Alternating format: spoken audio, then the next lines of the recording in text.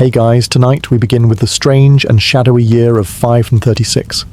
A year so thoroughly cursed that even medieval peasants, who were not exactly strangers to misery, looked around and said, yeah, something's definitely wrong.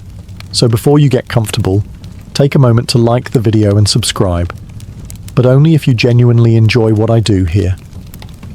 And let me know in the comments where you're tuning in from and what time it is for you. It's always fascinating to see who's joining us from around the world. Now, dim the lights, maybe turn on a fan for that soft background hum, and let's ease into tonight's journey together. Let's set the scene. It's the early 6th century. You're a merchant, a monk, or possibly just someone hoping your turnip harvest doesn't fail again. Life isn't exactly glamorous, but it's predictable.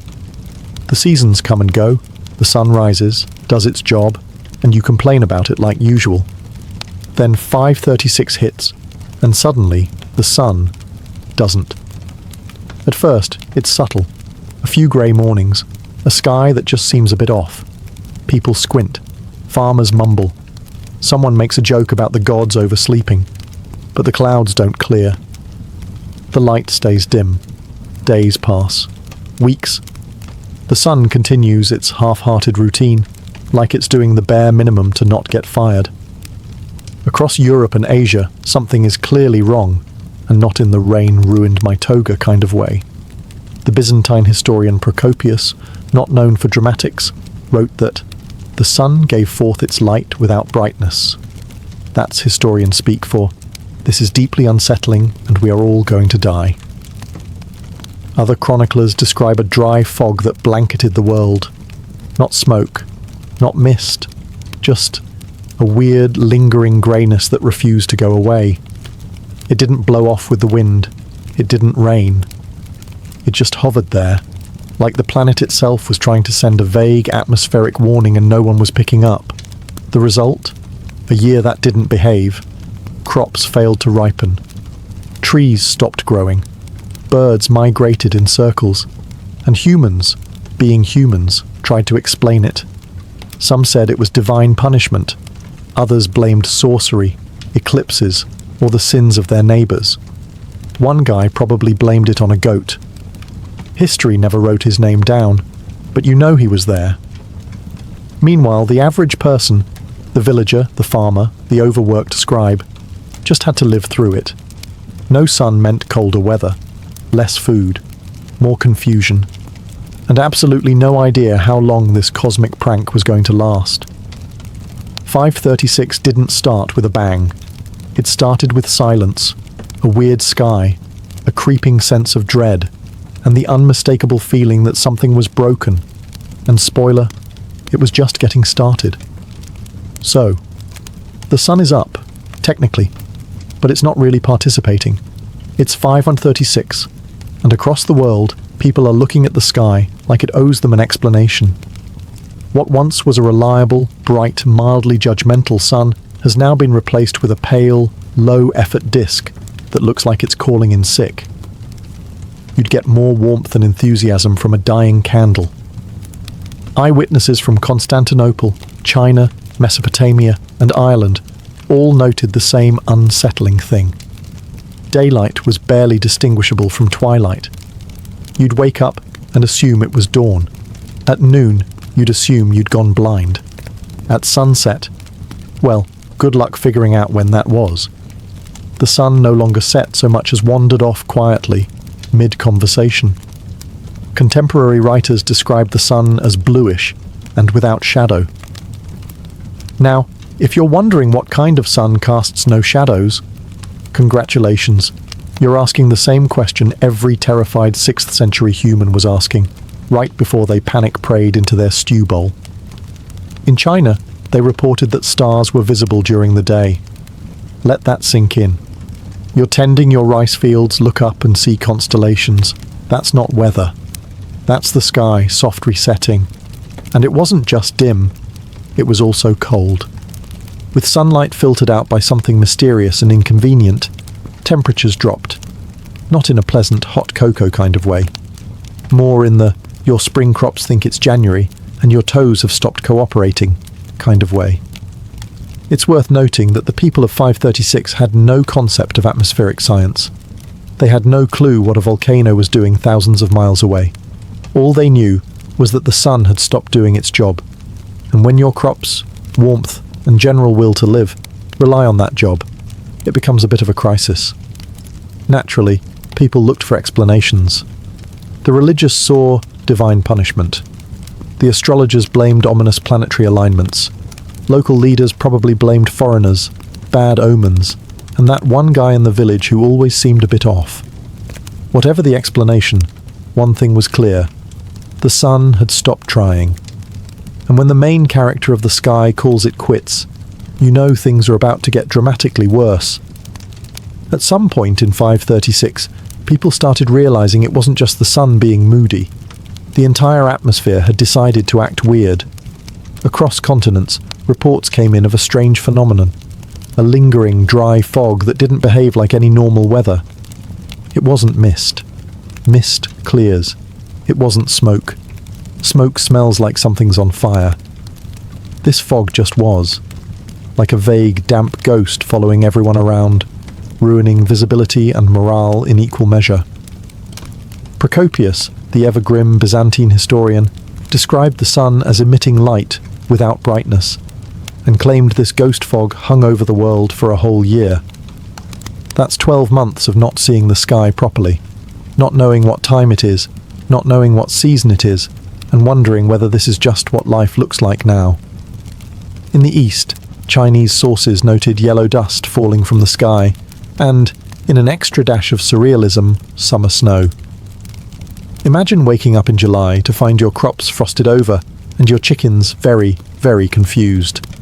Ireland's annals speak of a failure of bread, which is poetic code for mass starvation, and also deeply Irish.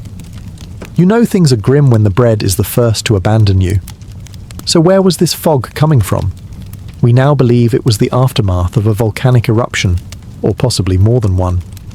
Think of it as nature's version of someone blowing out birthday candles with way too much enthusiasm and ruining the entire party. Ash and sulfate aerosols got blasted high into the stratosphere, where they hung out for months, reflecting sunlight, blocking warmth, and making sure your winter jacket became a year-round fashion statement. Of course, the people of the 6th century didn't know any of this. All they knew was that the world had become dim, cold, and vaguely cursed. Crops wouldn't grow. Rivers slowed. Entire regions stopped receiving rainfall. Livestock began dying off, or just walking into the fog out of existential dread. Probably. And just when people started getting used to this new Twilight Zone reality, nature decided to spice things up by throwing in a bonus pandemic. Because what's better than fog that won't leave? A plague that follows it. Eventually, centuries after everyone had finished panicking and/or starving, science showed up. Late, but helpful. Historians and climate scientists, armed with ice cores and radiocarbon dating, asked, what made the sky go full Gothic in 536? The answer? Volcanoes. Specifically, a big one. Possibly 2. Maybe even 3. Because when the Earth throws a tantrum, it really commits. The leading suspect is an eruption in Iceland. A massive one. Imagine the Earth saying, I'm tired, and then violently ejecting a few billion tons of ash into the stratosphere. That ash hangs out like a clingy X, blocks sunlight, and sends global temperatures tumbling. Greenland ice cores show a sharp spike in sulfur from that year. Basically, a frozen receipt proving the planet had an explosive outburst. Antarctica's ice tells a similar story, which is impressive considering it was minding its own business 10,000 miles away. But here's where it gets spicy. The first eruption may not have been alone. Evidence suggests a second eruption followed in 540, and possibly another in 547. That's right. This wasn't a one-time disaster. It was a trilogy, and not a fun one. The Volcanoes of Doom, Part 1, 2, and 3. Now featuring extended hunger scenes and bonus plague. Ash and sulfate aerosols from these eruptions spread across the globe, reflecting sunlight and dropping global temperatures. Think of it as Earth's way of applying a thick layer of SPF 5000 to the entire planet, just without the sunscreen smell. In places like Mesopotamia, this meant failed harvests and economic collapse. In China, snowfall in summer. In Europe, grain prices skyrocketed, and not in the cool stock market way. More in the, your neighbour just sold his goat for a sack of mouldy oats kind of way. And just to be clear, nobody in 536 knew what a volcano was. They didn't connect the dim sun to some mountain thousands of miles away having an existential crisis. They just looked up, saw permanent twilight, and assumed God was in a bad mood. Which, to be fair, is what it felt like. And while modern science now understands the mechanics, back then all they had were terrified priests, terrified farmers, and skies that looked like the world had forgotten to wake up. So the sun's on strike, the sky looks like it needs therapy, and nobody knows what season it is anymore. Welcome to 536, now with bonus hypothermia. Thanks to our ash-spewing volcanic villains, Earth entered what scientists now call a volcanic winter. That sounds cool, until you realize it wasn't metaphorical. Global temperatures dropped by up to 2.5 degrees Celsius, which, in medieval terms, is roughly equivalent to your entire food supply just died. Now, if that doesn't sound dramatic to your modern, central heated ears, try growing crops in a world where summer is colder than your ex's text replies. Wheat, barley, grapes, they all just sat there in the dirt like, yeah, no. This wasn't a short-term cold snap either. Tree ring data from all over the world, Ireland, Scandinavia, North America, Asia, shows stunted growth across the board. Trees weren't flourishing. They were surviving, barely. And if the trees were struggling, you can imagine what that meant for the people trying to eat things that grow on them. Frosts arrived earlier. Snow lingered longer. Spring became a rumour. And farmers? Farmers had to pretend they knew what they were doing while watching entire fields fail like poorly planned medieval group projects. In China, records describe yellow dust falling like snow. And in Korea, people wrote of summer frosts. In Europe, summer didn't come at all, or if it did, it showed up drunk and left early. Meanwhile, animals weren't cooperating either. Herds thinned out. Some died, some migrated, some simply refused to breed, which, fair enough. What followed was a perfect storm of failing crops, starving communities, and the growing suspicion that the world was ending. Very slowly, and in extremely gloomy lighting. It wasn't just the cold. It was the confusion, the not knowing, the sheer unpredictability of the seasons. People had calendars and festivals and planting schedules, and none of them made sense anymore. You might plant in April, only to watch frost kill everything in May. By June, you're eating pine bark stew and pretending it's soup. So yes, the world got colder. But the real chill was the creeping dread that the warmth might never return. By the time the sun had faded and the temperatures had dropped, it was clear something else was dying too. Hope. And wheat. But mostly wheat. In a pre-industrial world where nearly everyone was either farming, eating what farmers grew, or stealing from someone who had, a bad harvest wasn't just a bummer, it was an existential crisis. And in 536, it wasn't just one bad harvest. It was one after another, until people forgot what full stomachs felt like. Crops didn't stand a chance. With sunlight at a medieval minimum and cold air sneaking in like a disapproving in-law, fields across Europe and Asia simply stopped cooperating. Barley barely sprouted.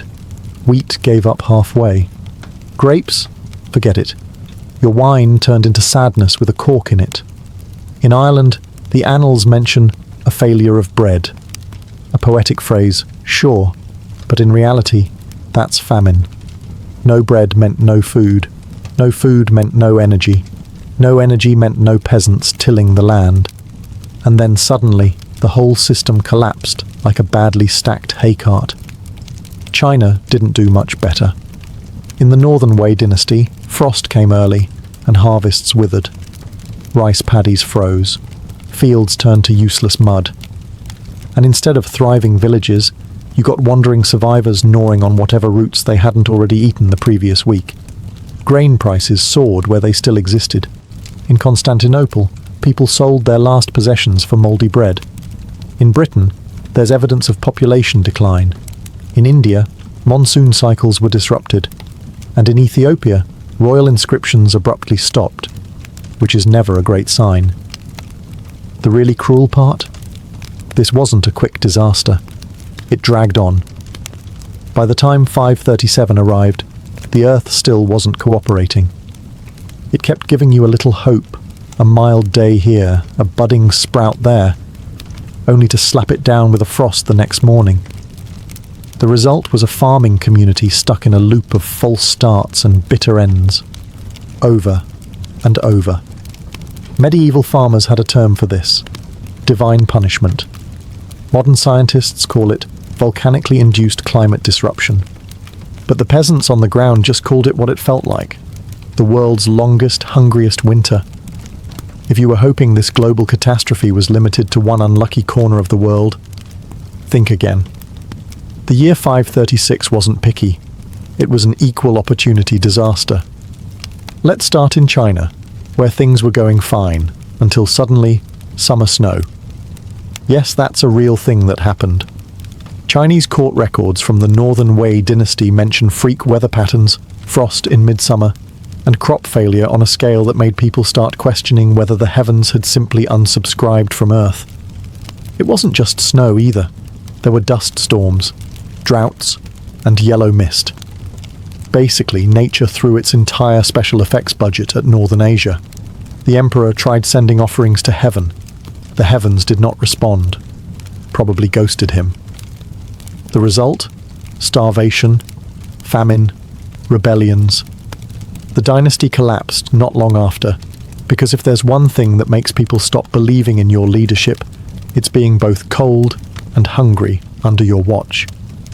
Meanwhile, across the world in Ireland, the monks were scribbling grim little notes in their annals, things like failure of bread from the 12th year to the 15th, which, in medieval monk speak, is like screaming into a pillow. That phrase, failure of bread, sounds poetic. It also means no wheat, no oats, and no porridge, which for the Irish of the time meant they were one bad harvest away from eating moss and whatever didn't run away fast enough. Famine swept through communities. Livestock died or were eaten prematurely. Trade slowed. Villages shrank. And remember, this is an era when there were no food banks, no emergency grain shipments, and no helpful online recipes for how to make a meal from a turnip and regret. Even the weather seemed to mock them. Days were short, grey and cold. The sun came out like it had better things to do. And people began turning once again to religion, superstition, or blaming their neighbours, whichever felt more satisfying that week. This wasn't a regional weather event. It was a global catastrophe dressed as a really long, overcast day. From the mountains of China to the bogs of Ireland, people experienced the same terrifying thought. What if the world doesn't come back from this? While China froze and Ireland starved, Scandinavia just vanished. Not in a dramatic, dragon-riding fireball sort of way. No, this was much more unsettling. Scandinavia didn't go out with a bang. It just slowly dimmed the lights and left the party without saying goodbye. The evidence comes from trees, specifically tree rings.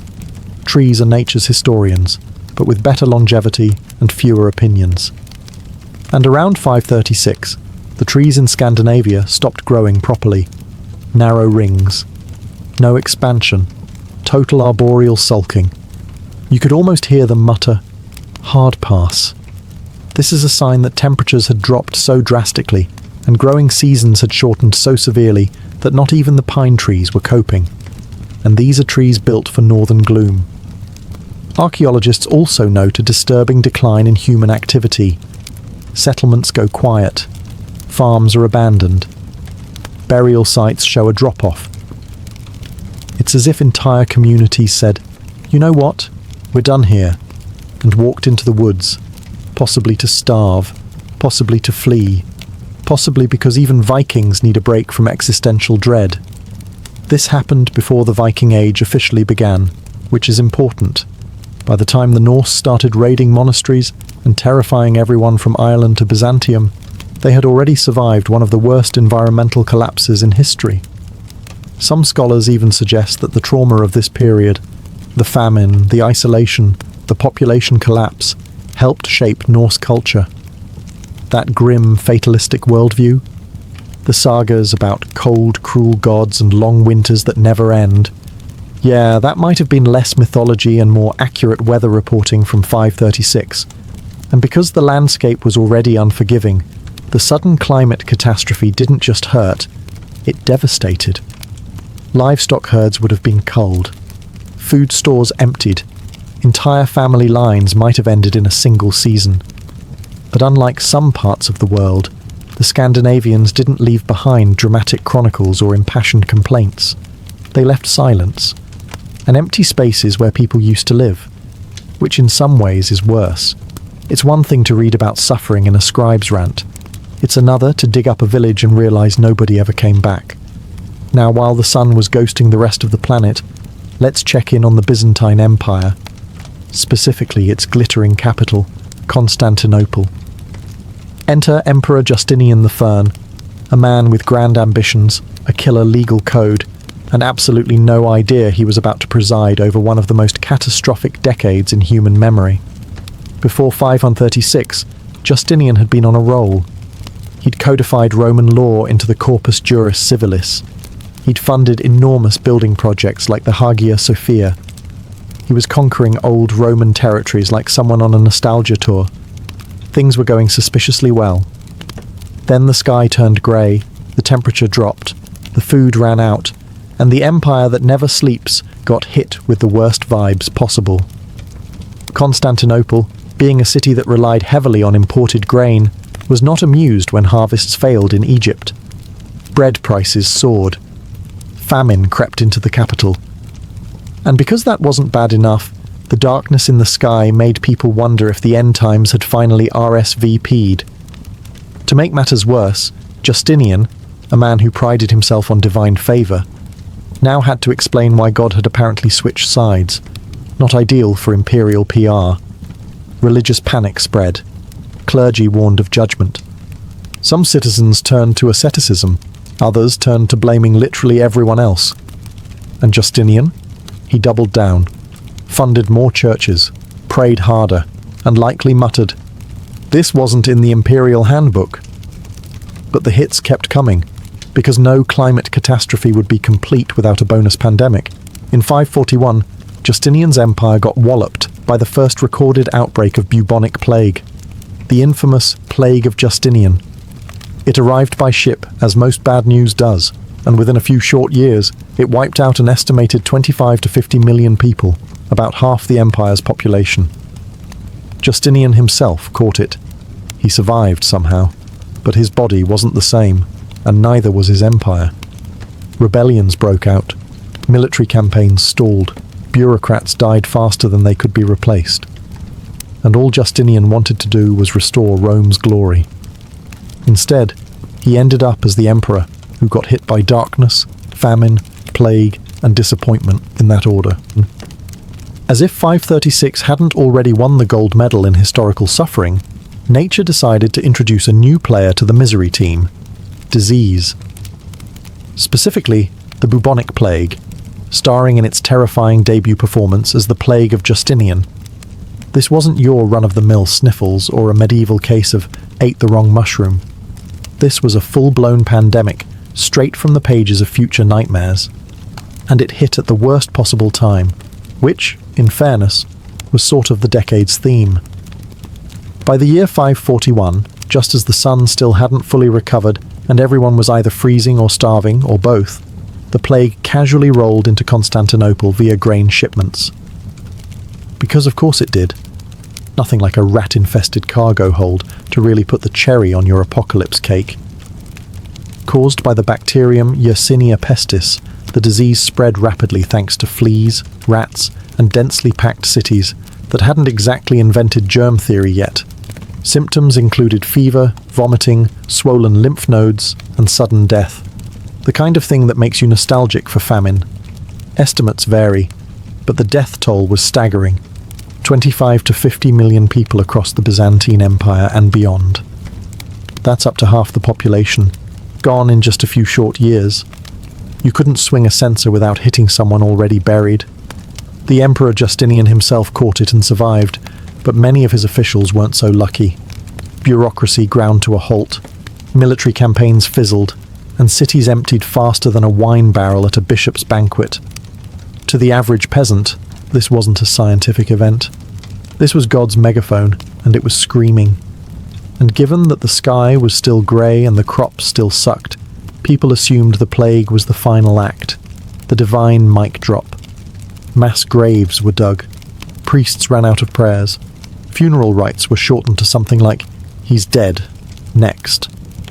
What made it worse was the randomness. Some people died in a day. Others survived and watched everyone around them vanish. It wasn't just tragic. It was deeply unfair, even by medieval standards. And just like that, 536's dark legacy had officially gone viral. By now, the world in 536 and the years following wasn't just suffering. It was spiraling. The sun had taken a sabbatical, the crops had filed for bankruptcy, and the plague was treating Europe like an overachieving party crasher. But for the average person, the anonymous peasant, monk, or goat herder, the horror wasn't academic. It was daily survival on hard mode. You wake up and it's still dark. Not poetic fog rolling over the hills dark. More like, is the sun still functioning dark? You shuffle out into the cold, look at your field of wilted barley, and remember that dinner last night was half a turnip and a vague memory of bread. The livestock aren't doing great either. Chickens stopped laying. Cows are thin. Pigs have become alarmingly valuable and suspiciously scarce. A neighbour disappeared last week, and there's a very awkward silence when someone mentions stew. Food shortages weren't just local. They were continental. Markets collapsed. Grain became currency. And if you had a carrot and no children, you were basically a feudal overlord. In Constantinople, prices soared so high, even nobles started to experience the novelty of being hungry. In remote villages, things were worse. Starvation didn't come all at once. It came slowly, cruelly, and with zero interest in fairness. And then there was the psychological effect. With no sunlight to mark the days properly, time itself became vague. Was it morning, evening, Wednesday? Nobody really knew. They just kept working, praying, and hoping the sky would eventually apologize. Spoiler, it didn't. The clergy preached repentance. The nobles hoarded food. And the common folk? They stared at the grey sky and wondered if this was just what life was now. A long, cold, dimly lit episode of suffering, punctuated by the occasional rat. Hope became a luxury. Most people were just trying not to be the next funeral. In fact, if you had managed to stay alive through crop failure, plague, freezing weather, and general existential dread, congratulations. You were now qualified to be described as a survivor, which in 536 meant malnourished, traumatized, and still squinting at the horizon for a sun that wasn't coming back. After years of famine, plague, and eternal twilight, society began to do what societies do best under pressure. Fall apart in slow motion while insisting everything is fine. It wasn't just about hunger anymore. The social fabric, already more burlap than silk, began to fray. Hierarchies broke down, labour systems collapsed, and people started behaving less like a community and more like contestants in a very bleak survival game. Local governments, if they hadn't fled or died of plague, struggled to maintain order. Coinage lost value. Trade routes dried up. And justice. Let's just say if you stole a loaf of bread, you either got a sermon or a sword, depending on how recently the local magistrate had eaten. The aristocracy didn't come out of this looking great. Many hoarded food. Some tried to raise taxes. Yes, during a famine, which was either brave or suicidal, depending on the peasant to pitchfork ratio. Others simply fled their estates and left the serfs to figure things out on their own. Spoiler, they did not. Religious institutions, meanwhile, became both sanctuary and scapegoat. Some priests told the starving masses to repent harder. Others tried to help, handing out what meagre stores they had. And then there were those who decided this was the perfect time to proclaim the apocalypse and start a new sect in the woods. Moral boundaries blurred. Theft became common. Violence rose. If someone in your village had food, they were suddenly both very popular and very nervous. And remember, there was no central news, no plague tracker app, no reliable updates from distant cities. Just rumours of divine punishment, of demons, of sunlight returning in distant lands, or of entire regions wiped off the map. People fled cities, villages disappeared, entire regions depopulated, and with no one left to maintain roads, fields, or temples, even the landscape began to unravel. Civilization didn't collapse with fire and glory. It just quietly thinned out, like someone erasing a painting with a wet cloth. The historians of the time weren't writing about politics anymore. They were writing about how the sky still hadn't turned blue. In short, the world didn't end. It just lost track of itself. Eventually, after years of death, darkness, and what must have felt like a very elaborate divine prank, the world began to recover, not with a bang, not with sunshine breaking through the clouds in a cinematic crescendo. No. More like a tired sigh and a few patches of sunlight that didn't feel like a cruel joke. By the early 540s, the mysterious ash veil began to dissipate. The sun, as if returning from a poorly explained vacation, started shining again, tentatively, like it wasn't sure it was welcome. Crops slowly began to grow again. Not well, mind you, but they grew. Farmers started planting with hope instead of pure desperation, and when something green poked out of the dirt, they didn't immediately cry from despair, just mild disbelief. In Constantinople, grain prices finally stabilized. Bread, once a sacred artifact, became edible again. The empire limped forward, patching holes in its economy and pretending everything had been part of the plan. In rural villages, new generations were born, ones that didn't remember the sunless years, and those who had survived. They aged with the expressions of people who had seen too much weather and not enough soup. Culturally, the trauma left a mark. Some scholars believe the doomy tone of later medieval apocalyptic literature had roots in these years, because once you've lived through famine, plague, social collapse, and fog that won't go away, it's hard to write cheerful poetry about springtime again. The population across Europe and Asia remained significantly reduced.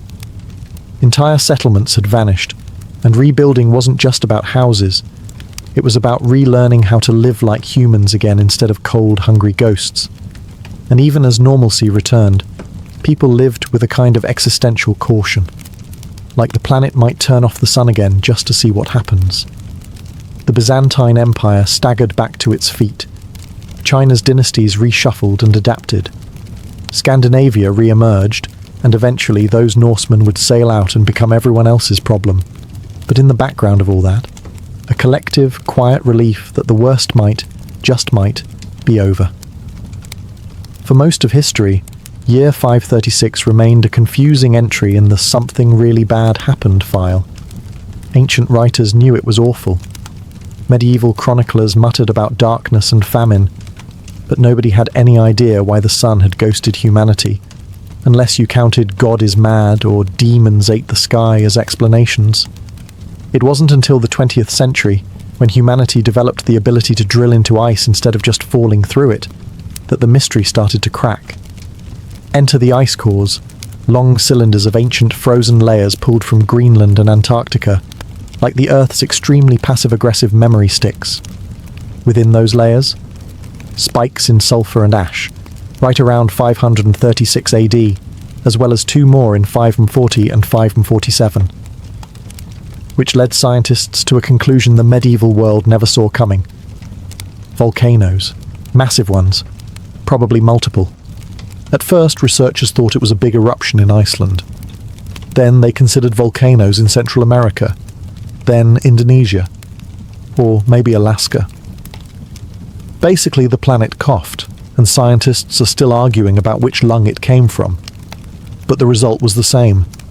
Ash blasted into the stratosphere, where it spread across the globe, reflecting sunlight and lowering temperatures for years. Nature's version of dimming the lights and forgetting where the switch is. This insight changed how we understand climate disasters.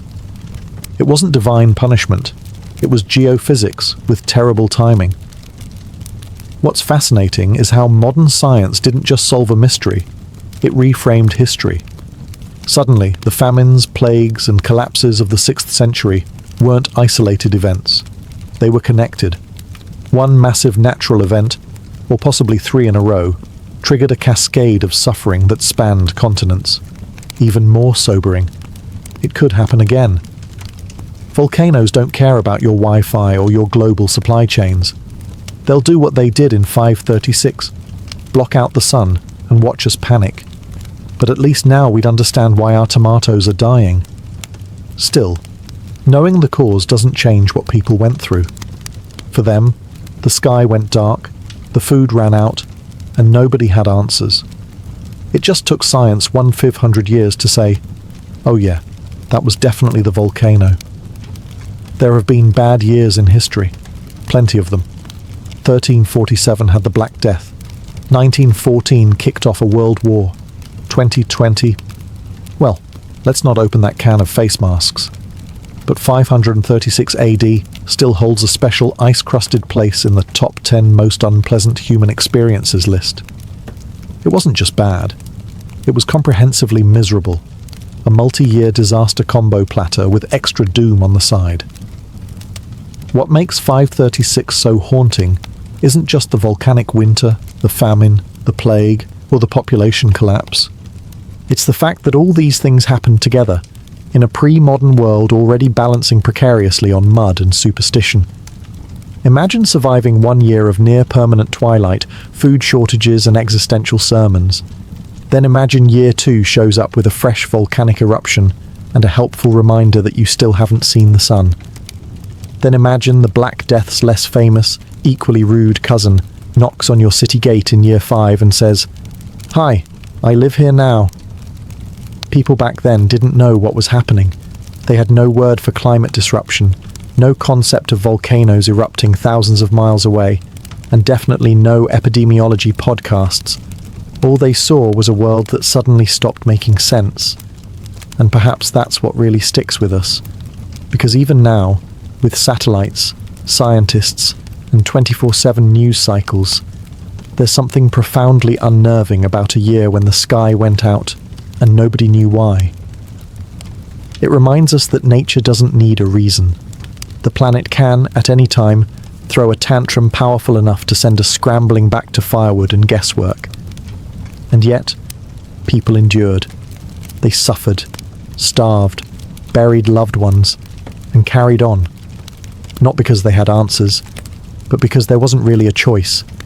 So yes, 536 was the worst year to be alive, and it lingered, like a cosmic hangover, for decades. But it's also a story of survival. Quiet, stubborn, frost-bitten survival. And maybe that's what makes it so compelling. Because deep down, we all suspect that if the sun went out tomorrow, we'd still argue over bread prices, blame the government, and try to make stew from whatever's left, just like they did. The 12th century didn't start with a bang, but with a whisper of stone blocks being hauled by oxen and chants echoing from dusty construction yards beside crumbling Romanesque churches. Something monumental was stirring.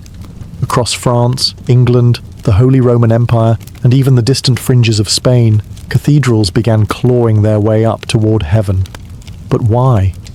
Europe was changing, fast. Cities were growing, trade was rebounding, and the church wanted to show off a bit. It needed to remind everyone who was boss. And what better way to do that than by building the most awe-inspiring, terrifyingly massive buildings anyone had ever seen?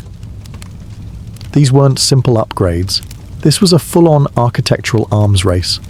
Towns competed with each other not through war, but through stone. If one city built a church with a 50-foot nave, the next wanted one twice as long, with more stained glass, more towers, more miracles carved in limestone. Bishops wanted their legacy in stone.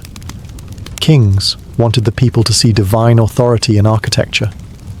And ordinary people? They were just trying to get into heaven. One coin, one pilgrimage, one back-breaking labour shift at a time. And yet, none of this would have worked if someone hadn't figured out how to cheat gravity.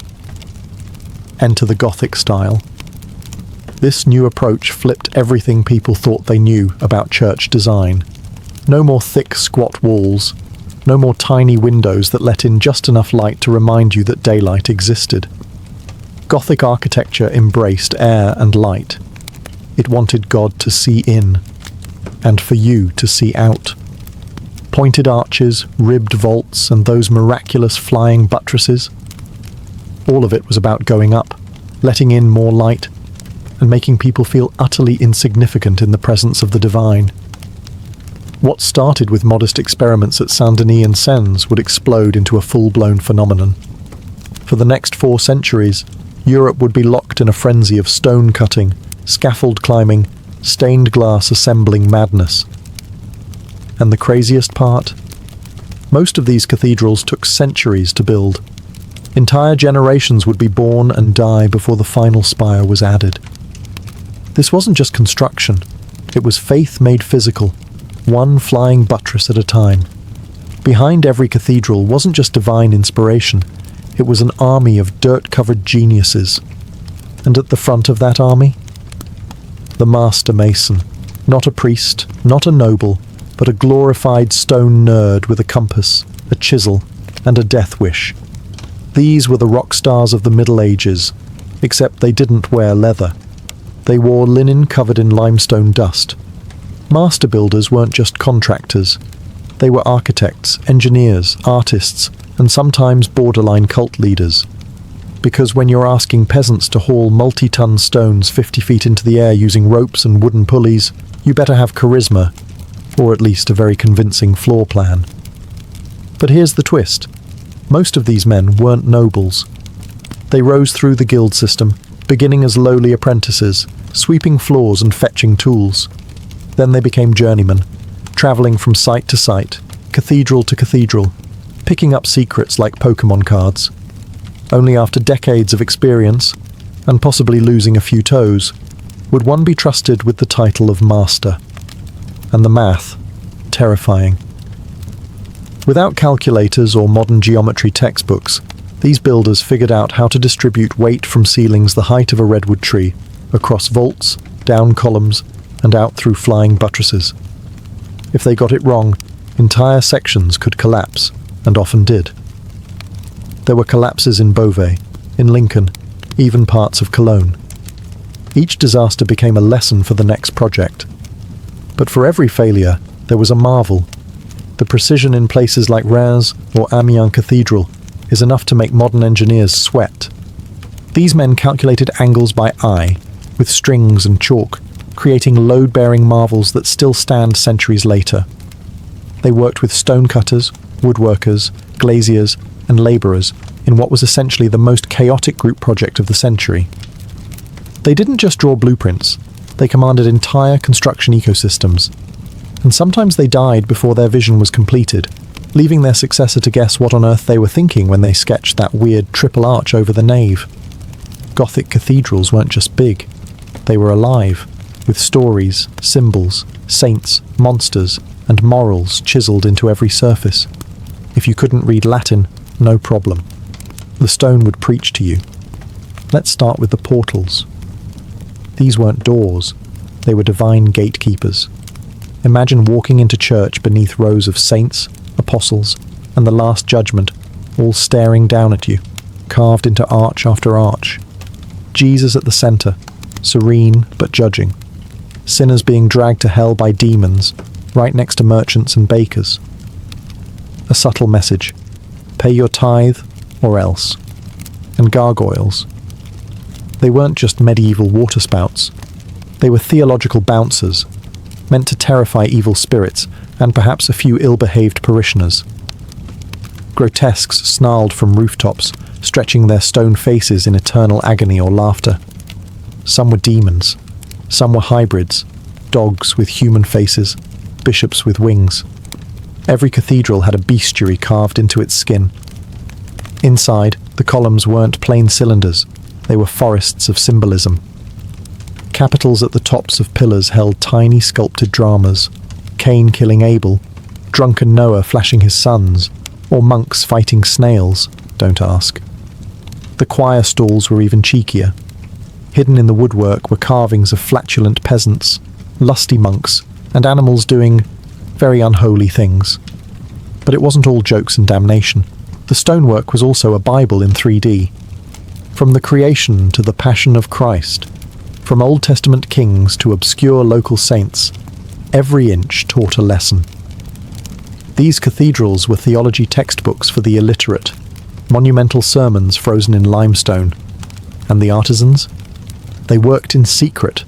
Most didn't sign their names. Their reward wasn't fame, it was faith, though occasionally one would sneak in a signature. A tiny self-portrait perhaps, or a carved insult aimed at a rival mason 2 levels below. The stone told stories, but also served as propaganda. Kings, bishops, and local patrons often demanded their own faces appear beside saints. Political rivals were turned into demons. Enemies of the church found themselves eternally boiling in bas-relief hells. Step inside a Gothic cathedral and the first thing you'd notice, after your neck started to ache from looking up, was the light. Not just sunlight, but coloured light. Divine light. Light that told stories and made you feel like you'd walked into another world entirely. Welcome to the age of stained glass. In the Gothic mind, light wasn't just illumination, it was theology. God was light. And the cathedral was supposed to be a taste of heaven on earth, so of course it needed windows that glowed with celestial fire. The windows were massive, especially compared to their Romanesque predecessors. And they weren't just decoration, they were epic murals in glass. The rose windows of Chartres and Notre Dame. They're basically round, radiant comic books. You'd see the creation of the world in one panel, Noah's Ark in another, and a full genealogy of Christ squeezed into a kaleidoscope of red and blue. Every pane had meaning. Red stood for blood and martyrdom, blue for the Virgin Mary, gold for divine light, green for rebirth. Each piece was hand-cut, painted with fine lines of iron oxide, then fired in a kiln. The result? Glass that could outlast kingdoms. These weren't solo projects either. Stained glass artists worked in teams. Designers, colorists, painters, glass cutters, all orchestrated like a medieval film studio. And the funding? Often crowdsourced. Local guilds would sponsor entire windows, sometimes sneaking in a self-serving panel at the bottom. This window donated by the fishmongers. May their herring always be fresh. The effect on worshippers? Pure awe. Imagine you're a peasant from a village where your biggest excitement is the yearly pig slaughter. Then you walk into Chartres, and boom, walls of light, saints beaming down in ruby and sapphire, halos blazing brighter than the sun. It was like stepping into the New Jerusalem. But there was more than just beauty. The windows preached.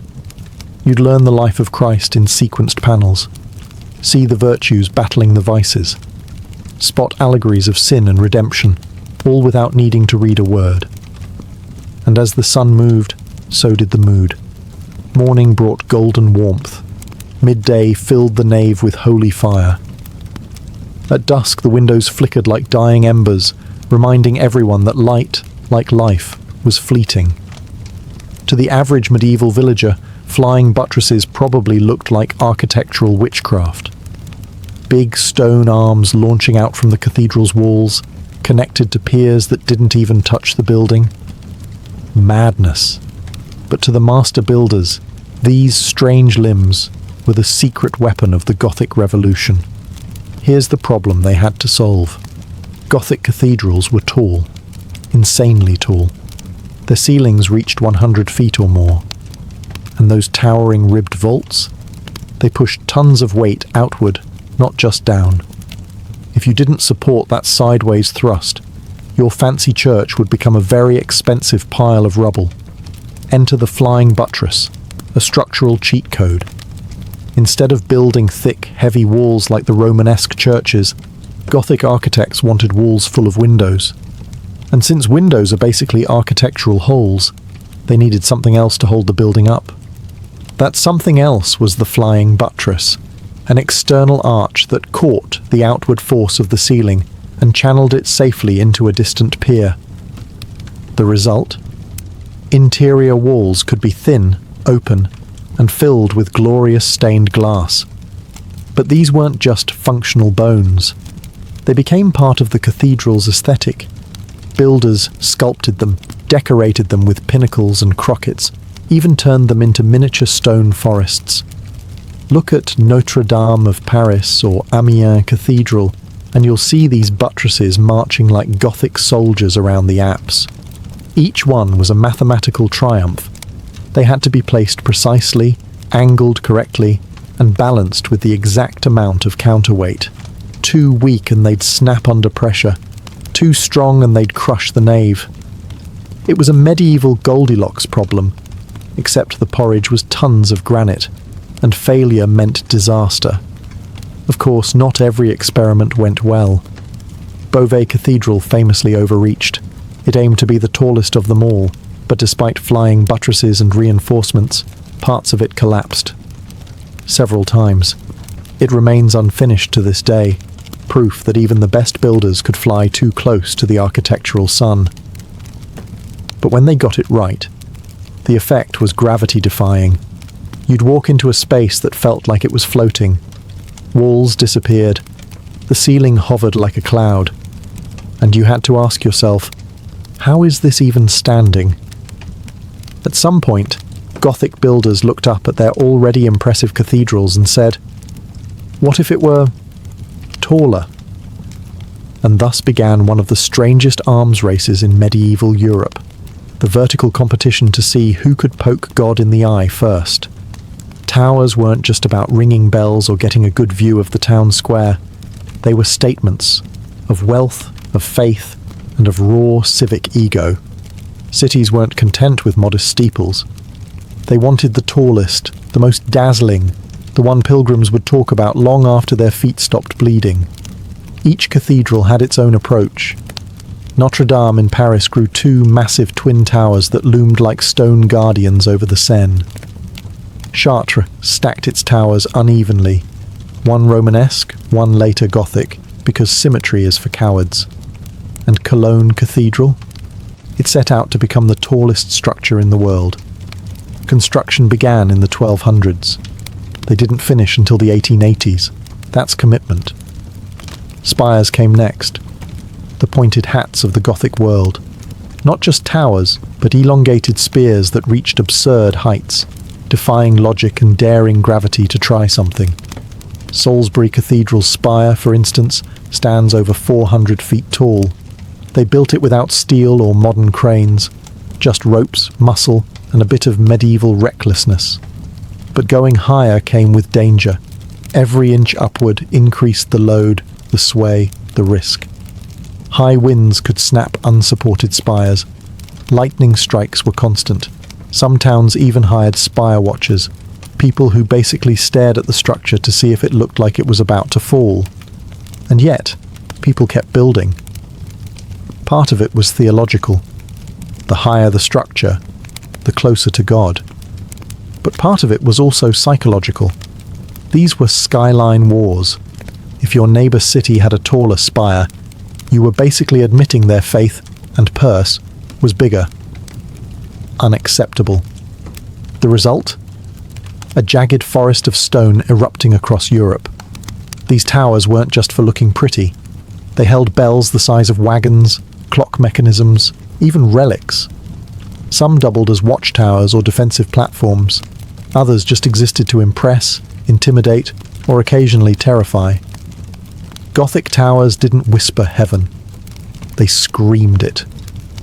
But for all the power and ambition in stone, the real heartbeat of a cathedral lay somewhere else, in the human drama of those who built, worshipped, and sometimes died within them. Beneath every towering cathedral was a foundation of bone, figuratively and sometimes literally. These monuments to faith weren't built by angels or saints. They were built by muddy-booted, callous-handed humans, stonecutters, carpenters, glaziers, blacksmiths, and a small army of anonymous labourers who got none of the glory and all of the back pain. Let's start with the masons. They weren't just stone stackers, they were craftsmen who turned quarried rock into load-bearing poetry. A master mason might have designed the cathedral, but it was the ordinary journeymen and apprentices who did the carving, chiselling and hauling. Every block had to fit perfectly, no margin for error. A mistake could mean collapse. Then there were the carpenters. They didn't just build scaffolding, they built machines. Giant treadwheel cranes powered by men walking like hamsters. Movable platforms, precision wood forms for pouring mortar. The wooden framework inside a vault or arch had to be exact, or the whole thing would cave in the second they removed it. No pressure. And let's not forget the mortar mixers, the rope makers, the water haulers, and the guys who had to climb to the very top of a spire to install that one final stone. All for a few coins a week, and the privilege of not dying on the job. Many labourers lived on site, in makeshift villages that grew up around cathedral grounds. These camps had their own rules, their own food stalls, and likely more than a few taverns. Accidents were frequent. Tools slipped. Stones cracked. Sometimes entire scaffolds gave way. Injuries were often fatal, and workers simply replaced. But why did they do it? For some, it was steady work in a world with few options. For others, it was a way to serve God, to be part of something eternal. And for the few literate or ambitious ones, it was a path to guild membership, even social mobility. Most never saw their work completed. A cathedral could take 100 years or more. One mason might carve a corner of a doorframe, knowing that his grandson would finish the opposite side. That was the rhythm of cathedral building. Long, grueling, generational. You didn't build for yourself. You built for eternity. And though we don't know their names, their fingerprints are still there, in the stones, in the glass, in the weightless arches that somehow still stand. You've seen the outside. You've marvelled at the spires and light-drenched glass. But what was it for? Step inside a Gothic cathedral in its prime, and it wasn't just a building. It was a cosmic stage, and the Mass was the main performance. The day began at dawn, when monks or canons would chant the first of 7 daily prayers. If you were a peasant, you didn't come for those. You came on Sundays, feast days, or when the bells rang loud enough to remind you that salvation might be at stake. The Mass wasn't a quiet affair. It was sensory overload. Incense clouded the air. Bells rang at key moments.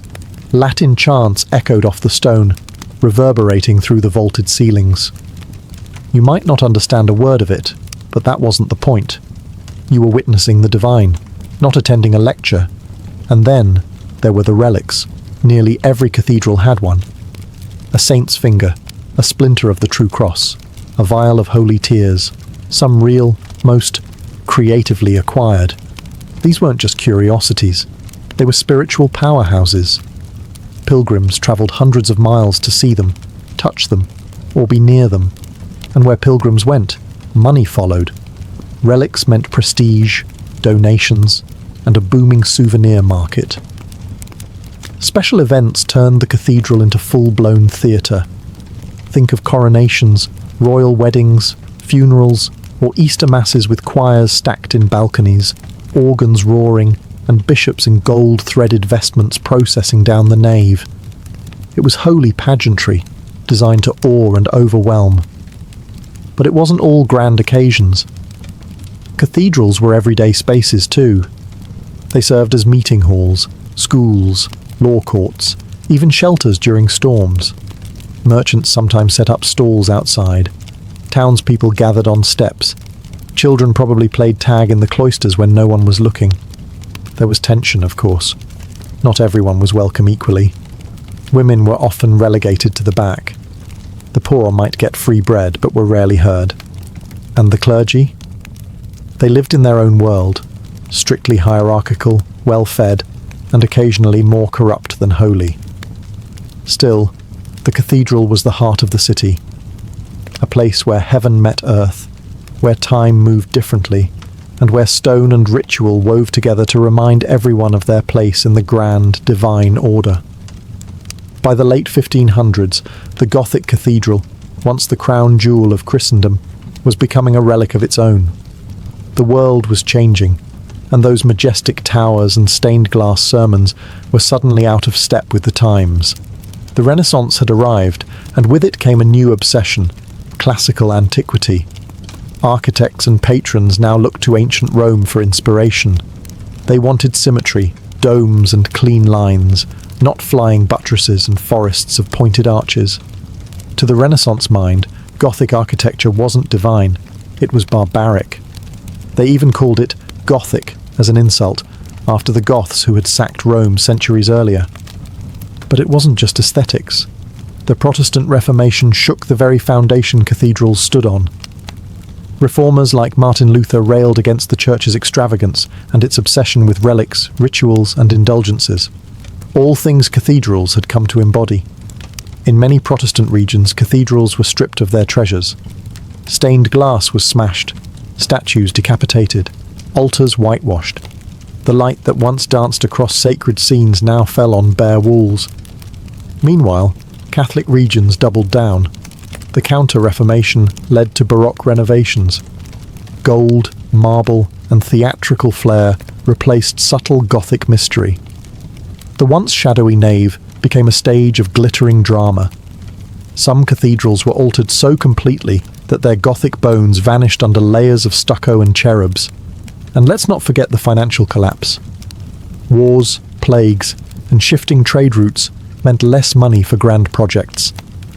Many cathedrals were left unfinished. Towers stopped mid-rise. Spires became stumps. Skilled guilds dissolved. The age of master masons faded like smoke through a broken rose window. But the death of the Gothic wasn't the end of its story. In the 19th century, a Gothic revival swept across Europe. Romanticism rekindled a fascination with the medieval.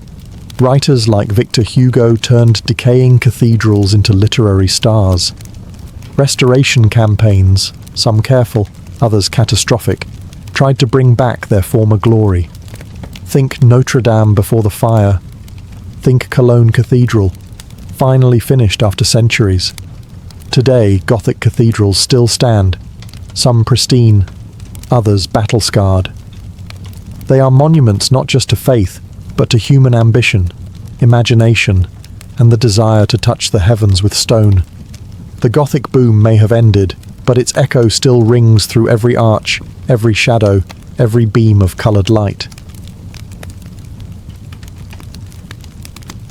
By the late 13th century, the age of Crusader kingdoms in the Holy Land was crumbling into dust. The great Christian conquests, Jerusalem, Antioch, Edessa, had all fallen one by one. All that remained of nearly 200 years of European crusading effort was the port city of Acre, a final flickering outpost on the Mediterranean coast, a symbol of glory turned into a fortress of desperation. Acre wasn't just another city. It was the Crusader capital, the beating heart of what was left of the Kingdom of Jerusalem, a place of stone walls, Gothic churches, and clashing cultures. It was packed with merchants from Genoa and Venice, warrior monks from the Templars and Hospitallers, and nobles clinging to titles long stripped of real power. But beneath the wealth and towering battlements, Acre was a powder keg. The European factions within the city spent as much time fighting each other as preparing for the inevitable siege. The writing had been on the wall for years. The Mamluks, a military elite from Egypt, had steadily wiped out every Crusader stronghold in their path. Under Sultan Qalawun, and later his son Al-Ashraf Khalil, the Mamluks crushed city after city, and they didn't negotiate. They erased. In 1290, a foolish spark ignited the storm. Newly arrived crusaders, hot-headed and ignorant, massacred Muslim merchants in Acre during a drunken rampage. It was exactly the excuse the Mamluks needed. Khalil declared war. By April of 1291, his massive army, possibly over 100,000 strong, had encircled the city. Siege towers were rolled forward, tunnels were dug under the walls, catapults hurled stone and fire day and night. Inside the city, panic swelled. The defenders, while courageous, were hopelessly outnumbered. Appeals for reinforcements to Europe went unanswered. Acre was isolated, cut off by land and soon by sea. Still, the defenders clung to hope. The double walls of Acre had resisted sieges before. The Templars and Hospitallers prepared for the worst. Noble families packed their treasures. Priests offered prayers. Soldiers sharpened blades that would likely never leave their sheaths. Because this wouldn't be a siege for ransom or territory. This would be the end of the Crusader presence in the Holy Land. On April 5th, 1291, the Siege of Acre officially began. The Mamluk army, led by Sultan al-Ashraf Khalil, had arrived in force. Engineers, archers, elite cavalry, and enough siege equipment to flatten a city twice the size. They surrounded Acre on all sides, building massive wooden siege towers and digging trenches, while war drums thundered across the plains outside the city's great walls. The sound wasn't just for intimidation, it was a promise. No mercy. Inside Acre, the defenders stared out at a sea of tents and banners. The Mamluks were experienced and disciplined. This wasn't some ragtag force. These were the same warriors who had defeated the Mongols at Ain Jalut, destroyed Antioch, and taken Tripoli. Their track record was clear. When they came, cities burned. The Crusaders responded as best they could. The Templars, Hospitallers, and Teutonic Knights took up their positions on the battlements. Civilians were pressed into carrying water, repairing damage, and building makeshift barricades. Priests walked the walls, offering last rites to men who hadn't even drawn swords yet. But the unity inside the city was a fragile illusion. The Italians, Venetians, Genoese, and Pisans bickered over ships and control of the harbour. French and English factions distrusted each other. The King of Jerusalem, Henry II of Cyprus, was technically in command, but he was more figurehead than leader. No single strategy united them. Meanwhile, the Mamluks wasted no time. Their sappers began tunnelling under Acre's outer walls, placing wooden supports and filling the shafts with flammable materials. When lit, these tunnels would collapse the walls from below. Siege engines hurled massive stones day and night, pounding towers, smashing rooftops, and sending splinters of masonry through homes, churches, and courtyards. Each day, more of the city crumbled. Each night, the defenders rebuilt, exhausted and outmatched. Khalil remained methodical. He knew Acre's walls were strong, but not unbreakable. He simply needed time. The defenders, already stretched thin, were trapped in a cycle of panic and false hope. And the psychological warfare was just as brutal. Muslim heralds shouted promises of death if the city didn't surrender. Survivors from previous Mamluk conquests knew those weren't empty threats. Acre was isolated, surrounded, and running out of time. As April turned into May, Acre's walls still stood, but barely. The constant pounding of Mamluk siege engines had reduced towers to rubble, breached outer defences, and left the streets littered with debris. The city's defenders clung to their remaining strongpoints, exhausted and outnumbered, but not yet broken. The Templars and Hospitallers led the charge, literally and figuratively. These weren't green recruits. They were veterans of brutal wars, trained for moments like this. Clad in chainmail, bearing blackened shields and blood-stained tunics, they launched counterattacks from the inner walls and towers, hoping to stall the Mamluk advance. Every sally outside the gate was a gamble. Sometimes they returned with heads, other times not at all. Inside the city, panic was spreading. Civilians, women, children, merchants, priests crowded the docks, praying for ships that never came. Some tried to flee, bribing sailors for space aboard merchant vessels. Others turned to the church, clinging to relics and saints, hoping for divine intervention. King Henry II of Cyprus had fled earlier, leaving behind a fractured command. Coordination among the defenders unraveled. The Genoese blamed the Pisans, who blamed the Templars, who blamed everyone else. It was a city besieged not only by the Mamluks, but by its own dysfunction. Still, there were moments of desperate heroism. One night, the Mamluks breached a small section of the wall near the accursed tower. Expecting a quick slaughter, they poured through, only to be met by a sudden countercharge led by the Hospitallers. In the chaos, swords clashed in torchlight, bodies tumbled into the surf, and for a brief moment, the Crusaders pushed them back. The breach was sealed, temporarily, but these victories were fleeting. Food supplies began to dwindle. Wells were poisoned or destroyed by falling debris. Disease crept through the refugee-packed quarters. Rats fed on the dead in the streets, and morale rotted with them. The defenders were running out of everything: men, weapons, time. Sultan Khalil, meanwhile, remained calm. His engineers dug deeper, his catapults fired higher, and his archers filled the skies with arrows. He was in no rush. He knew Acre's time was measured in days, not weeks, and the final blow was almost ready. The defenders of Acre still prayed for a miracle. On May 18th, 1291, the waiting ended. At dawn, the Mamluks launched their final assault. Siege towers rolled forward. Scaling ladders were raised. Tunnels dug beneath Acre's eastern wall were packed with kindling and set ablaze. The ground trembled as fire devoured the wooden supports, and with a thunderous crack, a massive section of the wall gave way. Stone, dust, and defenders collapsing into the moat below. The horn of battle sounded, and the Mamluks surged through the breach. They poured in by the thousands. Mamluk heavy infantry, Sudanese archers, horsemen leading charges even within the crumbling city streets.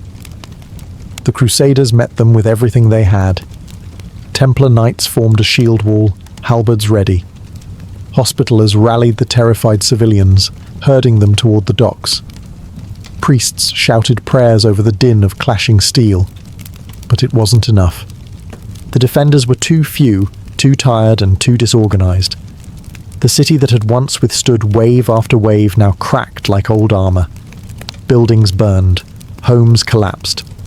The fighting moved from street to street, house to house, tower to tower. Every corner became a battlefield. The Genoese quarter fell first, overrun in hours. The Venetian compound held out longer, fortified like a mini fortress, but was eventually set aflame. Screams echoed from the alleys as the Mamluks advanced with ruthless precision. Those who resisted were slaughtered. Those who fled were hunted down. One of the last strongholds was the Templar fortress near the harbour. Thick walls, reinforced towers. It had been the final fallback point in case of disaster.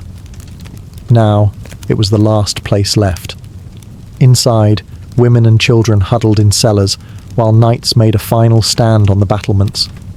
From the roof, they could see the city dying. Acre, once the pride of the Crusader kingdoms, now a furnace of smoke and blood. As night fell, the Crusader resistance collapsed. Most surviving knights fell back to the docks, hoping to escape by sea. The harbour became a desperate bottleneck. Families crammed onto overcrowded ships, shouting, crying, some leaping into the water in panic. Only a few vessels made it out before the Mamluk seized control of the port. By the end of the day, Acre was no longer a city. It was a graveyard. As the rest of Acre burned and bled, one bastion still held, the Templar fortress, a massive stone complex near the sea. Its walls had resisted Mamluk sieges before. Now it became the last shelter for hundreds of survivors, knights, women, children, and priests, all crammed into the great halls, praying the walls would hold just one day longer. The fortress was commanded by Peter de Sèvres, the Templar Marshal of Acre. He knew what was coming. He ordered the gates barred, the battlements manned, and the underground passages sealed. The knights stood shoulder to shoulder, some wounded, others barely able to lift their swords. They were not fighting to win. They were fighting to die with purpose. Outside, the Mamluks surrounded the fortress. Sultan Khalil sent envoys to negotiate a surrender. The terms were harsh: imprisonment for the knights, slavery for civilians. The Templars refused.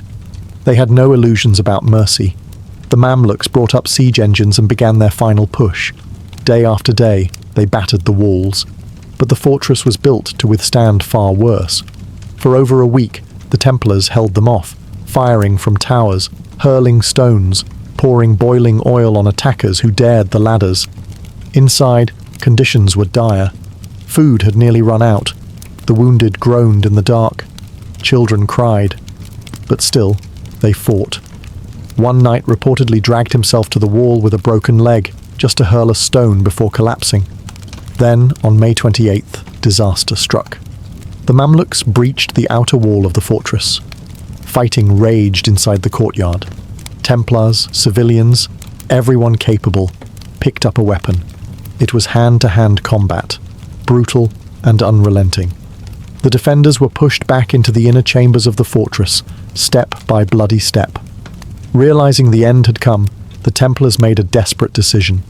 They collapsed part of the fortress on purpose.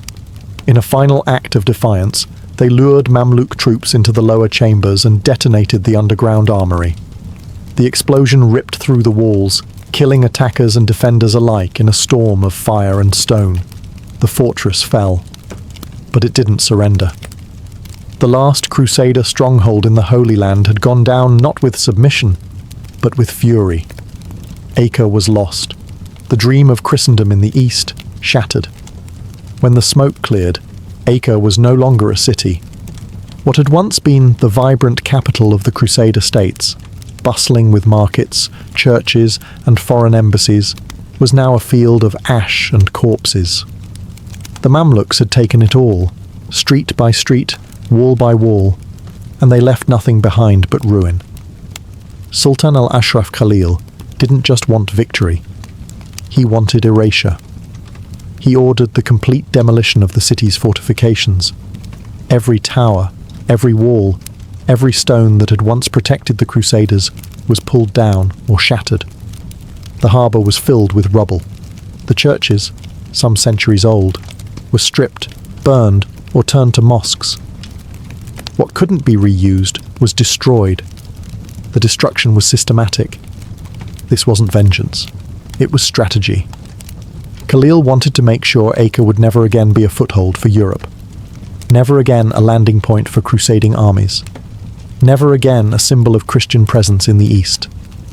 Those few who survived, mostly non-combatants who'd been captured, were enslaved or executed. Some noblewomen were taken into the harems of Mamluk elites. Some children were sold in markets from Cairo to Damascus. Their names vanished. Their stories ended in silence. The sea was choked with the wreckage of broken ships and bloated bodies. And the stench? It lingered for weeks, months even. News of the fall reached Europe like a slap. Panic swept through the courts of France and England. Popes wept. Preachers called for another crusade. But the willpower was gone. The last spark of crusading fervour had died with the walls of Acre. The kings of Europe had their own wars, their own dynasties to worry about. The Holy Land was lost, and they knew it. The Templars, once the elite warriors of Christendom, were shattered by the loss. They returned to Europe, bruised and aimless. Their power would never recover. In less than 2 decades, they would be dissolved entirely, accused of heresy, tortured, and executed. The fall of Acre was the beginning of their end. And for the Mamluks, Acre's conquest was a jewel in their crown. The dream of a Crusader kingdom in the Levant had finally been crushed beneath their boots. But the deeper legacy of the siege was just beginning, because while the city died, the myth of Acre, of Crusader glory and tragic collapse, was only just being born. The fall of Acre in 1291 wasn't just a military defeat. It was a historical exclamation point. For nearly 2 centuries, European powers had poured blood, treasure, and faith into the Holy Land. With Acre's collapse, the entire Crusader experiment came crashing down like its shattered walls. There were no more cities to retreat to. Tyre, Sidon, Beirut, once strongholds, were quickly abandoned or surrendered. The Crusader states, once mapped in bold colours across Levantine coasts, vanished almost overnight. What remained was a faint memory, scattered relics, and the few who had escaped by sea, watching the smoke rise from the horizon. For the Christian world, it was a soul-crushing loss. The fall of Jerusalem in 1187 had been bad. But Acre, this was the last domino. It symbolized not just military failure, but spiritual failure. Popes issued desperate calls for renewed crusades, but they fell flat. Europe was exhausted. Internal wars, plagues, and economic shifts pulled attention away from the East. The age of kings donning crosses and leading armies into the desert was over. Meanwhile, the Islamic world celebrated. The Mamluks, under Khalil, had done what generations of Muslim leaders had dreamed of. They had wiped the Latin presence from the region. Cities were reclaimed, mosques re-established, and trade routes reopened. Islam once again controlled the heartlands of the Levant, from Cairo to Damascus. And yet, not everything was so clear-cut. The Crusades had left behind deep scars. Cultural exchange, for better or worse, had transformed both East and West. Arabic texts had flowed into Europe. Architecture, medicine, even food had changed.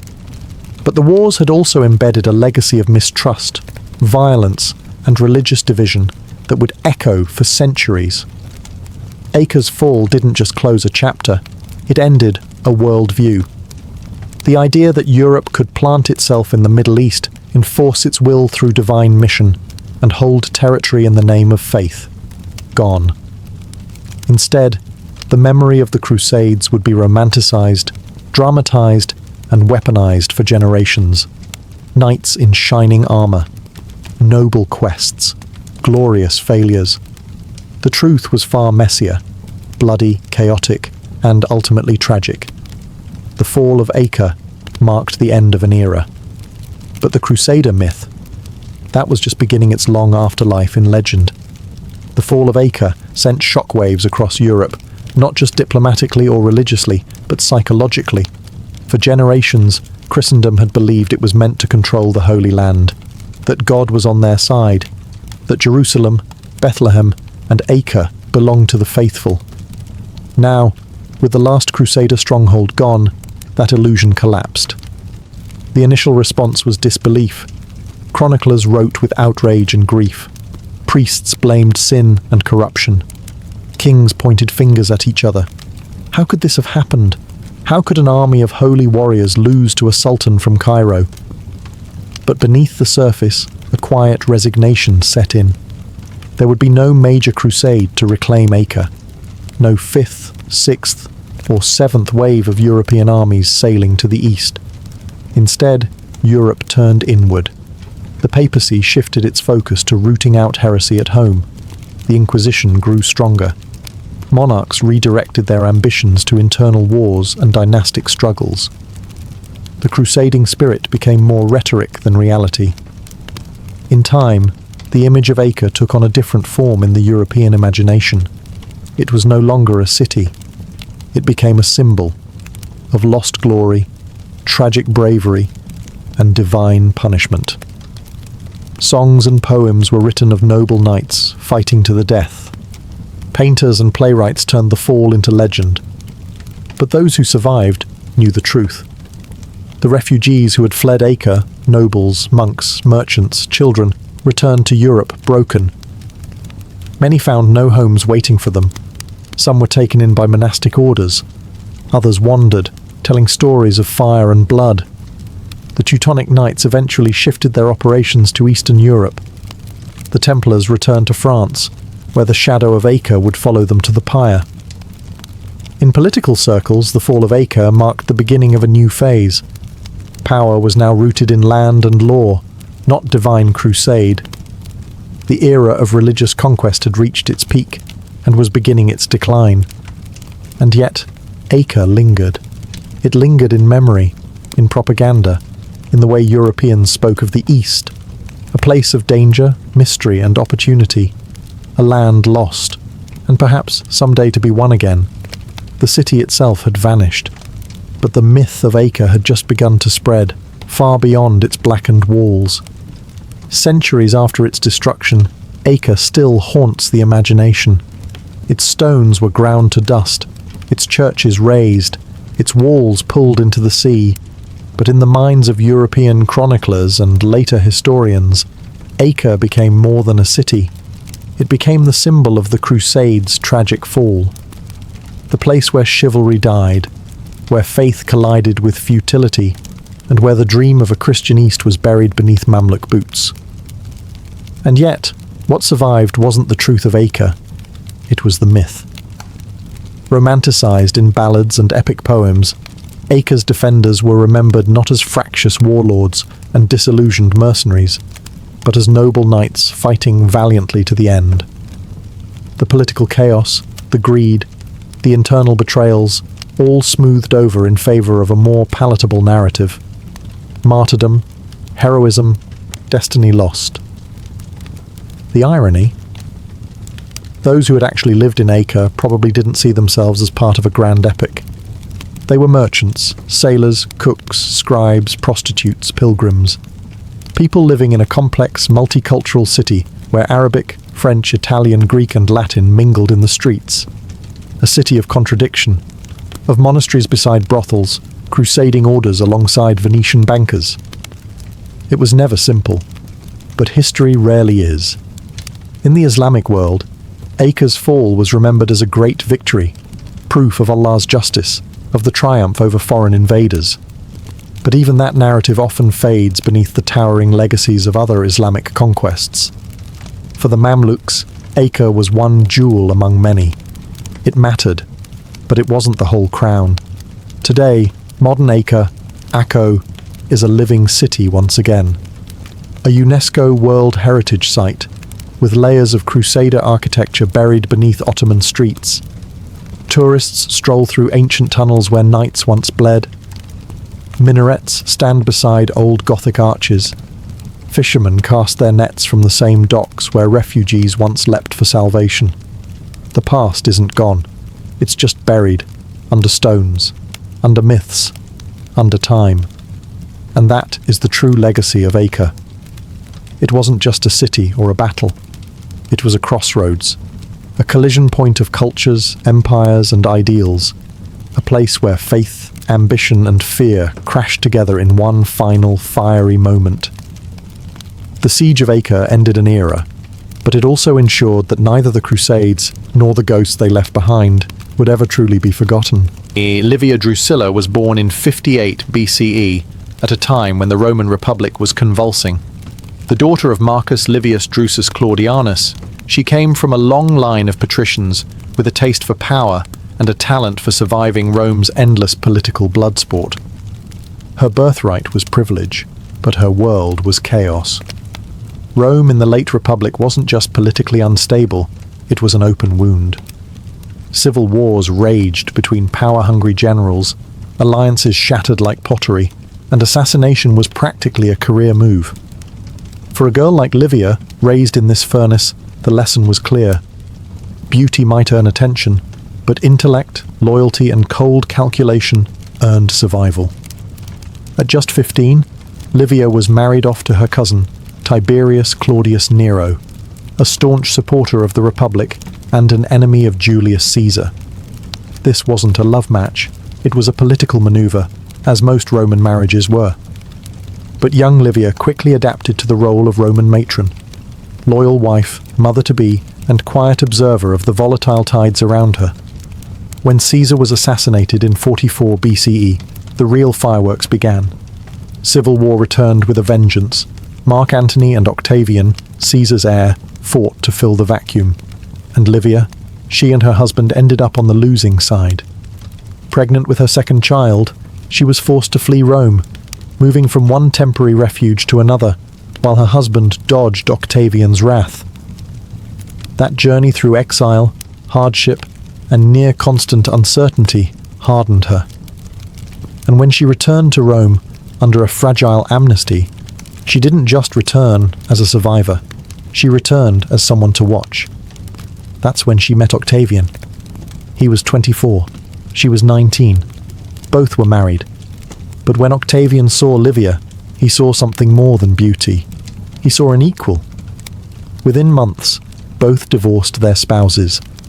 And in one of the most eyebrow-raising political marriages in Roman history, Octavian married Livia while she was visibly pregnant with her former husband's child. For the rest of her life, she would remain at Octavian's side.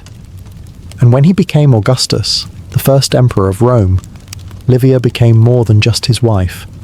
She became his advisor, his partner, and, some whispered, his puppeteer.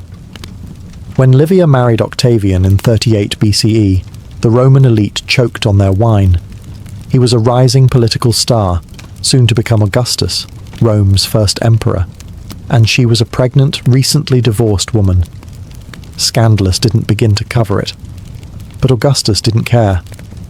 And Livia, she knew exactly what she was doing. Unlike his previous wife, Scribonia, whom Augustus dismissed on the day their daughter was born, Livia was no emotional distraction.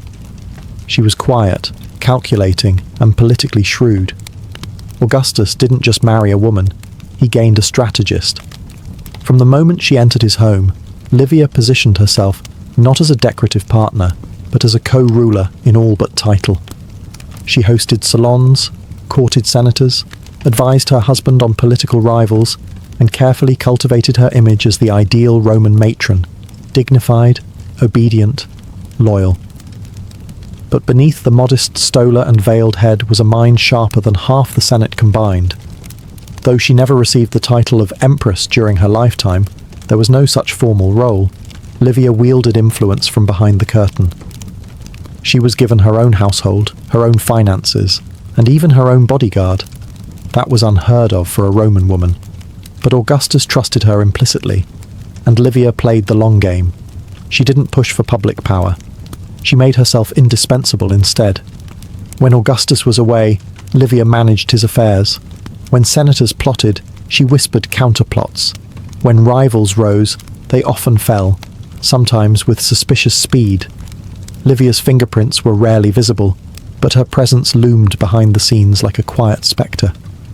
And perhaps most important of all, Livia never gave Augustus a son. Their marriage was childless. But rather than fade into irrelevance, she ensured her own son from her first marriage, Tiberius, stayed close to the imperial orbit. Livia wasn't interested in being queen. She wanted to found a dynasty. To outsiders, she appeared passive, graceful, pious. She attended religious ceremonies, praised Augustus in public, and lived modestly in a city obsessed with excess. But those who underestimated her did so at their peril. Because while Augustus consolidated the Roman world with legions and decrees, Livia shaped the empire in silence, with whispers, favours, and quiet erasures. The question is, just how far would she go to protect the dynasty she was building?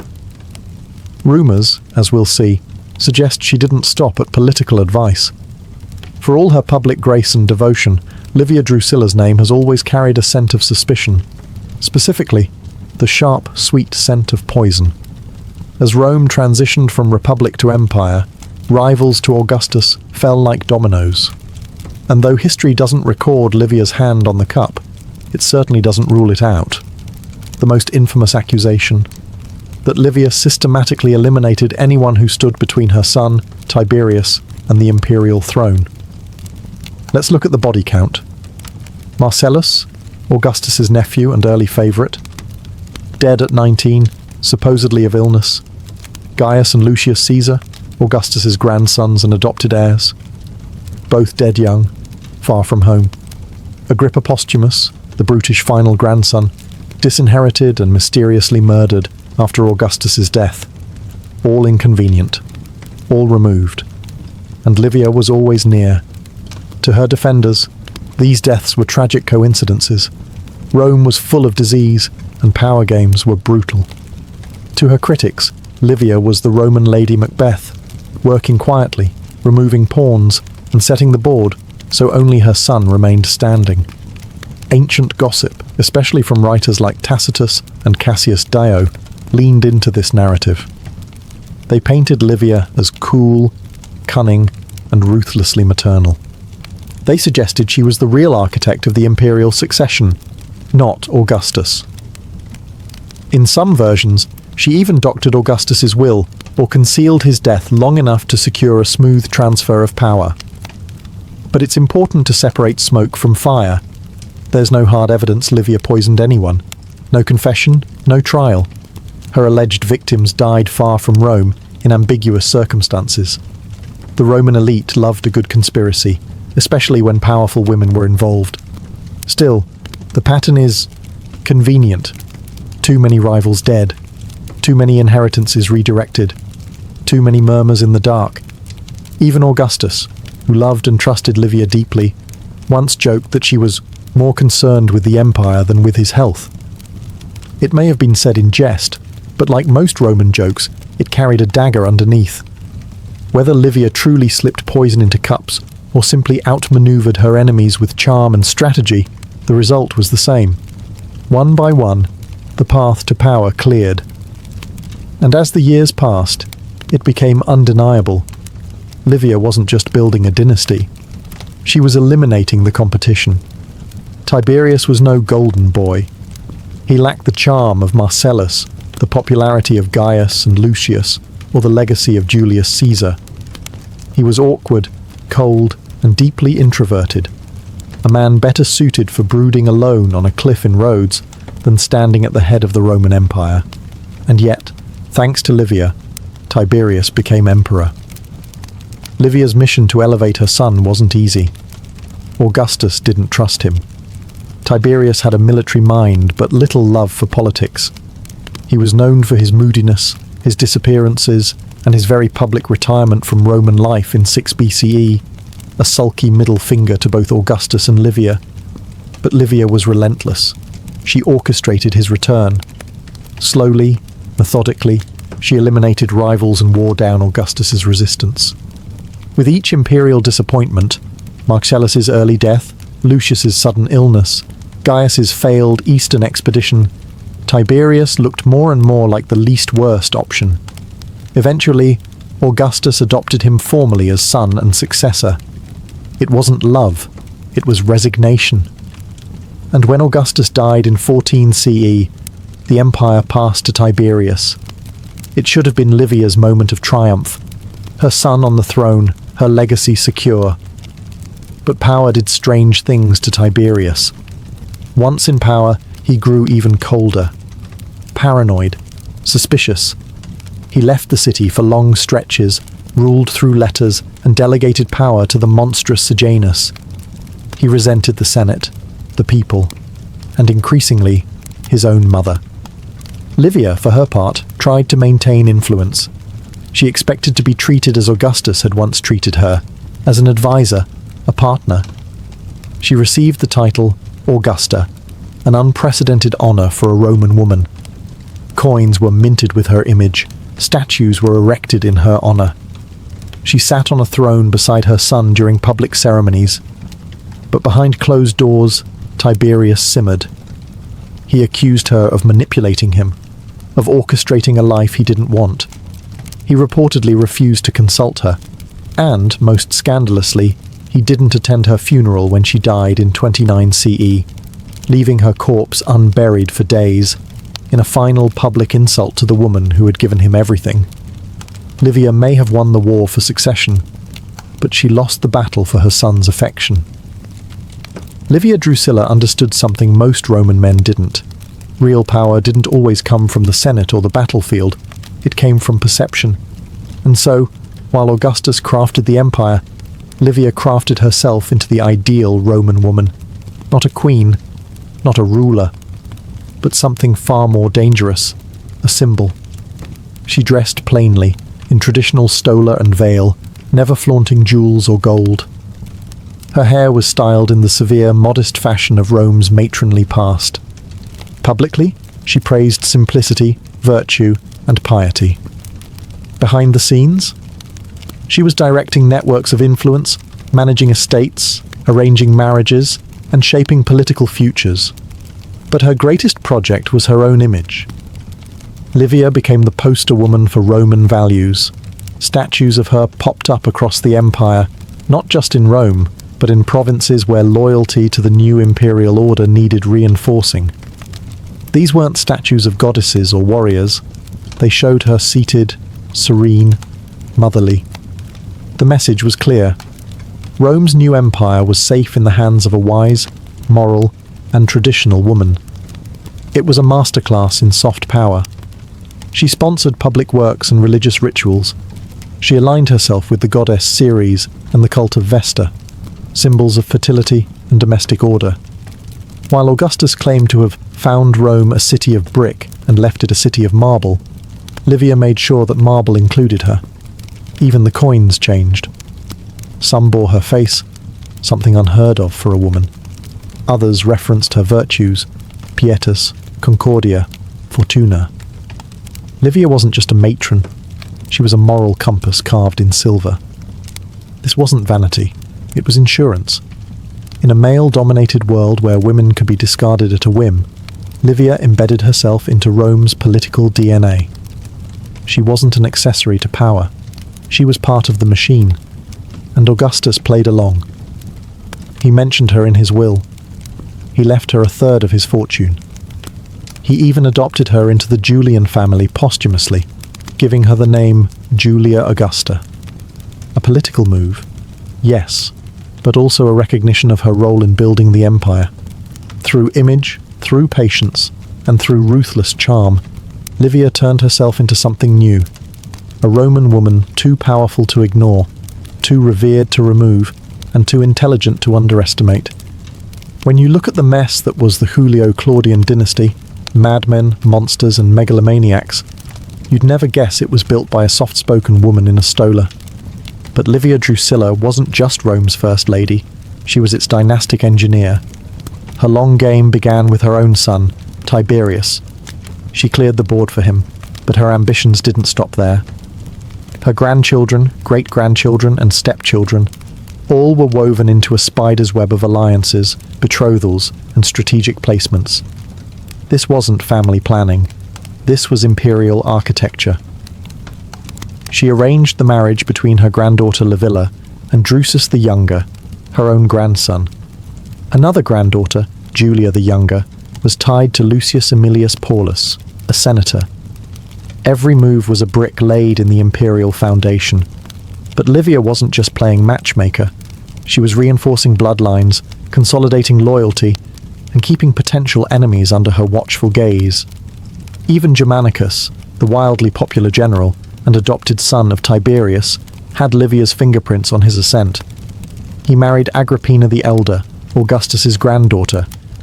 The union united Julian and Claudian lines, a symbolic and strategic triumph. Of course, dynasties built on politics and paranoia rarely stay clean. Infighting erupted.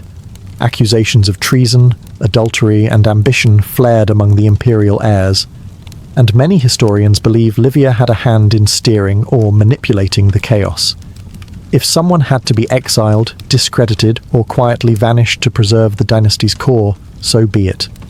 And the irony? The Julio-Claudian line would spiral into madness. After Tiberius came Caligula, Germanicus's son, and one of history's most infamous tyrants. Then came Claudius, her great-nephew, and awkwardly, her grandson-in-law. Then Nero, who was descended from both Livia's bloodline and her political plans. By the time Nero fiddled while Rome burned, Livia's family tree looked more like a bonfire. But make no mistake, every branch of that tree had been shaped by Livia.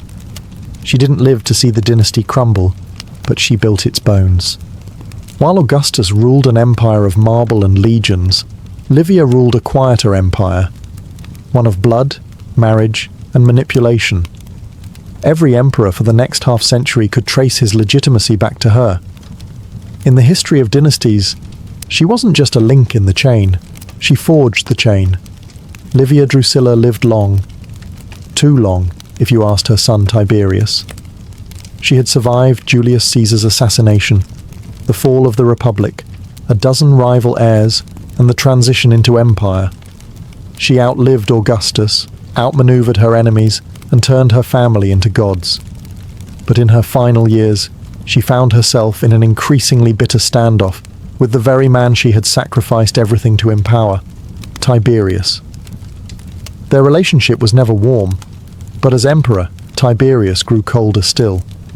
He resented her influence, her lingering presence in court, her continued efforts to advise, and, perhaps, control him. And Livia, having spent decades guiding an empire, was not about to quietly retire to her villa. The court became tense. Tiberius began retreating from Rome altogether, withdrawing to Capri in self-imposed exile. He left governance in the hands of Sejanus, his ambitious and ruthless Praetorian prefect. Livia remained in Rome, surrounded by statues, honours, and the eerie quiet of being revered but no longer needed. When she fell ill in 29 CE, her death was not met with the mourning one might expect for the matriarch of the Julio-Claudian dynasty. Tiberius refused to return to Rome. He didn't attend her funeral. He delayed her deification, denied her public honours, and, most cruelly, left her body unburied for days. For the woman who had shaped an empire, it was a cold and calculated dismissal. Was it petty vengeance? Guilt? Or perhaps a final act of defiance from a son who never asked to be emperor? Historians would later paint Tiberius as a brooding, paranoid ruler, haunted by his mother's legacy. Livia had orchestrated his rise, cleared his path, and ensured his power.